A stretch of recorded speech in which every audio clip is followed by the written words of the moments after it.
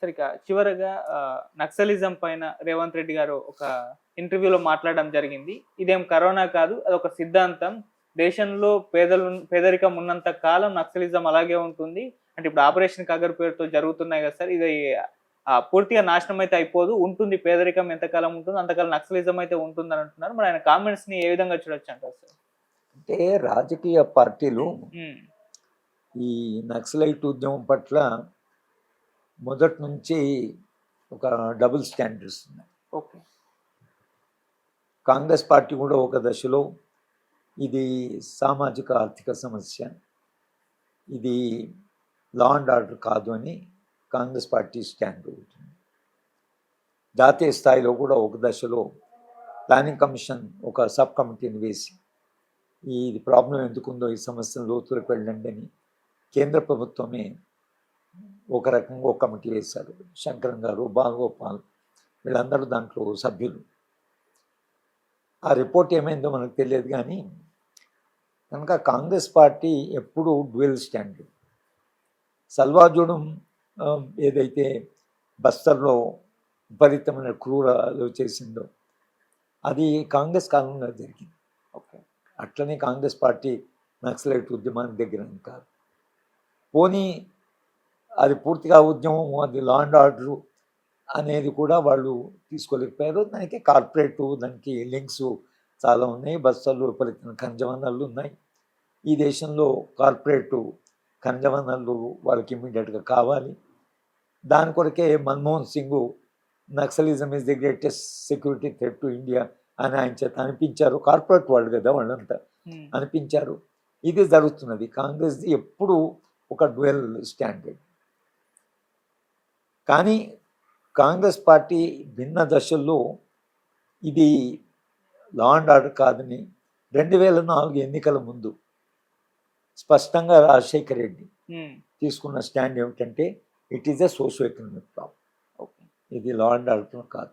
మేము ఎన్నుకుంటే వాళ్ళ చేత చర్చలు జరిపిస్తాం, చర్చలు జరుగుతాయి అని మేనిఫెస్టోలు రాసుకున్నారు. ఆయన గెలిచిన తర్వాత చర్చలు జరిగాయి.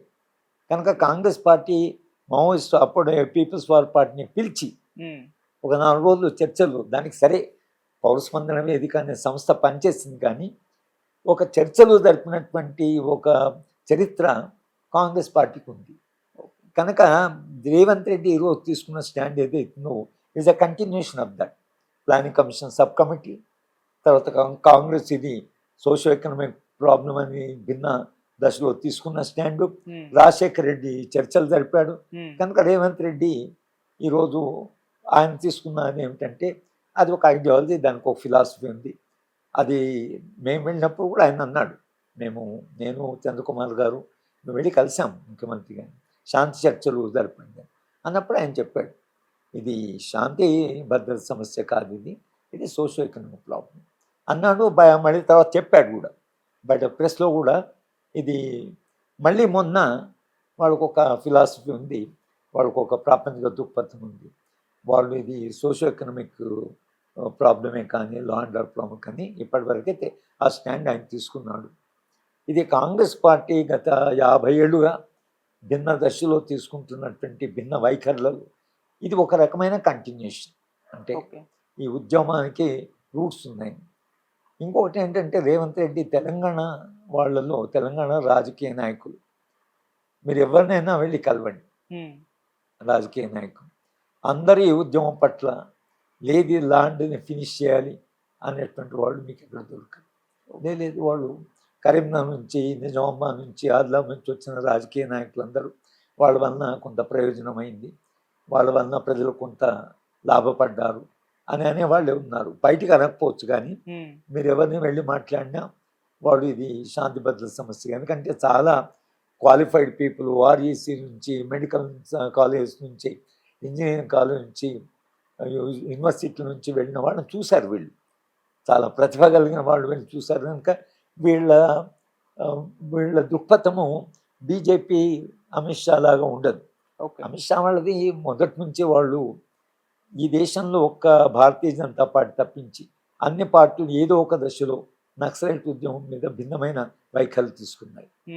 ఒక్క భారతీయ జనతా పార్టీ కన్సిస్టెంట్గా వాళ్ళు ఈ ఉద్యమాన్ని అపోజ్ చేశారు. అవును. కనుక అమిత్ షా ఈరోజు ఏదైతే స్టాండ్ తీసుకున్నాడో మేము ఫినిష్ చేస్తాం ముహూర్తం పెట్టి అనేది అది భారతీయ జనతా పార్టీ చెందిన ఎవ్వరు కూడా ఇది సోషో ఎకనామిక్ ప్రాబ్లం అని వాళ్ళు అన్నారు. వాళ్ళు ఇది కేవలం లా అండ్ ఆర్డర్ ప్రాబ్లం అని అనుకుంటారు, వాళ్ళు మాట్లాడతారు, వాళ్ళకి విశ్వసిస్తారు. కనుక కాంగ్రెస్ పార్టీ స్టాండ్ తీసుకున్నందుకు భారతీయ జనతా పార్టీ పాలిటిక్స్లో ఫిట్ ఇన్ అయితే కాంగ్రెస్ పార్టీ వాళ్ళు ఎప్పుడు ఇంతే మేము ఉద్యమాన్ని మొత్తము రూపుమాపడం అనుకుంటే మళ్ళీ మధ్యాహ్నం వీళ్ళు అని అమిత్ షా ప్రత్యేకంగా నిజామాబాద్ వచ్చినప్పుడు తెలంగాణ నక్సలైట్లకి అది అడ్డా కావద్దు అని ఒక వార్నింగ్ ఇచ్చిపోయాడు. ఎందుకంటే వాడు కొంత అనుమానం ఉంది, వీళ్ళు శాంతి చర్చలు అది ఇది అని అంటున్నాను. కనుక దీంట్లో భిన్నమైన రాజకీయాలు ఉన్నాయి. ఒక వైఖరి ఏమిటంటే కంప్లీట్గా ఇది నిర్మూలించవలసిన ఉద్యమం, ఇది కేవలం లా అండ్ ఆర్డర్, దేశ అభివృద్ధికి ఆటంకం, ఇది భారతీయ జనతా పార్టీ యాక్ట్. ఇంకొకటి అదంటే వాళ్ళని ఎలాగైనా మెయిన్ స్ట్రీమ్లోకి తీసుకురావాలి, లేదా వాళ్ళు ఏ ఎజెండా తీసుకున్నారు అది ఎన్టీ రామారావు తీసుకున్న స్టాండ్ మొదట వాళ్ళ ఎజెండానే నా ఎజెండా అన్నాడు, నక్సలైట్ ఎజెండానే నా ఎజెండా అన్నాడు, గెలిచాడు కూడా ఆయన. ఇక మూడో వైఖరి ఏంటంటే శాంతి చర్చలు జరపాలి, కొంత లా అండ్ ఆర్డర్, కొంత ఇది సోషో ఎకనామిక్ అని ఒక స్టాండ్ ఉంది. భిన్నమైన వైఖరులు ఉన్నాయి ఆ ఉద్యమం పట్ల. కనుక స్పష్టంగా నరేంద్ర మోడీ కానీ అమిత్ షా కానీ భారతీయ జనతా పార్టీ కానీ ఈ ఉద్యమాన్ని కేవలము ఒక ఛాలెంజ్గా, ఒక క్రైసిస్ కానీ తీసుకుంటున్నారు. కానీ ఈ ఉద్యమంలో కొన్ని పాజిటివ్ లక్షణాలు నేను అనడానికి వాళ్ళు సిద్ధంగా లేరు, అది వాళ్ళ విశ్వాసం. కాంగ్రెస్ పార్టీ అలా కాకుండా కొంత అటు ఇటు ఉంది. కాబట్టి ఇవాళ భారతీయ జనతా పార్టీ ఒక నిర్ణయం తీసుకొని ఆపరేషన్ కగారు అని చెప్పి మేము మొత్తం చేస్తామన్నప్పుడు కాంగ్రెస్ పార్టీ ఒక భిన్నమైన వైఖరి తీసుకుంది. మేము రాహుల్ గాంధీని కలిసినప్పుడు కూడా శాంతి చర్చలు కూడా ఒక ప్రత్యామ్నాయం అయినటువంటి ఆయన ఖర్గే ఇద్దరు కూడా, కానీ మేము పార్టీతో చర్చించాలి, ఇప్పుడే మేము ఓపెన్ స్టేట్మెంట్ ఉందని మాతో మాట్లాడినప్పుడు మాత్రం వాళ్ళు కొంత సింపథెటిక్గానే మాట్లాడారు.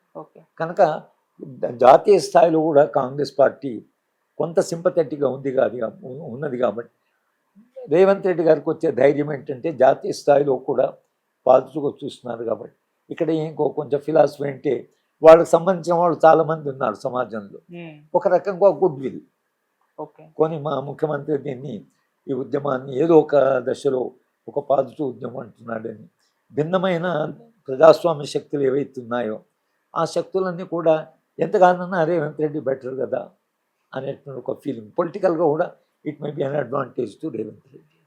అంటే ఈ స్టేట్మెంట్ అంటే పేదరికం ఉన్నంత కాలం నక్సలిజం ఉంటుంది అన్న ఈ స్టేట్మెంట్ ని ఎలా చూడాలంటే, ఇప్పుడు వాళ్ళేమో టార్గెట్ పెట్టుకున్నారు 2026 మార్చి కల్లా ఫినిష్ చేయాలని చెప్పేసి, మరి ఫినిష్ అయిపోతుందా, లేకుంటే రేవంత్ రెడ్డి గారి స్టేట్మెంట్ బట్టి చూసుకుంటే అసలు ఎప్పటికీ ఫినిష్ అవ్వకుండా అలాగే ఉంటుందా? అంటే ఆర్మర్ స్ట్రగుల్ ఏదైతుందో ఇవాళ భారతదేశ సైన్యము, భారతదేశ పోలీస్ యంత్రాంగము, వాళ్ళకు ఉండే కొత్త సాంకేతిక పరిజ్ఞానము, డ్రోన్లు, గైడెడ్ మిసైల్స్, మొత్తం టెక్నాలజీ మారింది. కాబట్టి సాయుధ పోరాటం మీద వాళ్ళు చాలా పెద్ద ఎత్తున దాడి చేస్తున్నారు.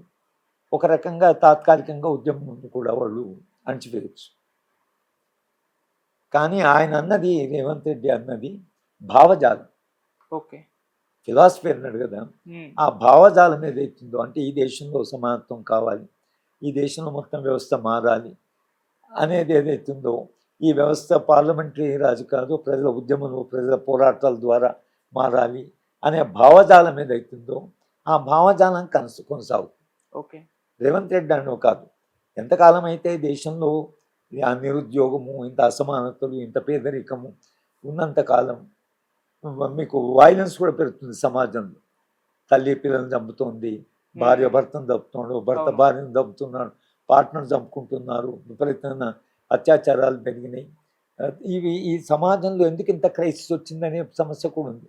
ఈ క్రైసిస్ నుంచి బయటపడడం ఎట్లా అని ఆలోచించినప్పుడు ఇప్పుడున్న రాజకీయాలకన్నా పరిష్కార మార్గం ఉన్నదా అని ఆలోచించి ఏదో దీనికంటే ఇంకేదో పెద్ద ఆల్టర్నేటివ్ కావాలి అని ఒకవేళ సమాజం ఆలోచిస్తే అప్పుడు మళ్ళీ ఇలాంటి ఉద్యమాలు రావాల్సి వస్తుందేమో అని ఆలోచించవచ్చు. కానీ ఫిలాసఫీగా సమాజము మానవీయంగా ప్రజాస్వామ్యంగా మారి మనుషులంతా సుఖంగా జీవించాలి అనేటువంటి ఆలోచన మానవ సమాజం ఉన్నంతకాలం ఇలాంటి ఉద్యమాలు, ఇలాంటి నక్సలైట్ ఉద్యమం కాదు, అలాంటి ఉద్యమాలు ఎప్పుడైనా రావడానికి ఒక అవకాశం చరిత్రలో ఉంటుంది. ఓకే. మనుషులు మంచి సమాజం కావాలి అని ఆలోచించినంత కాలము ఆ స్వప్నం అనేది సమాజంలో ఏదో ఒక రూపంలో కొనసాగుతుంది. Okay sir. Thank you so much. Right.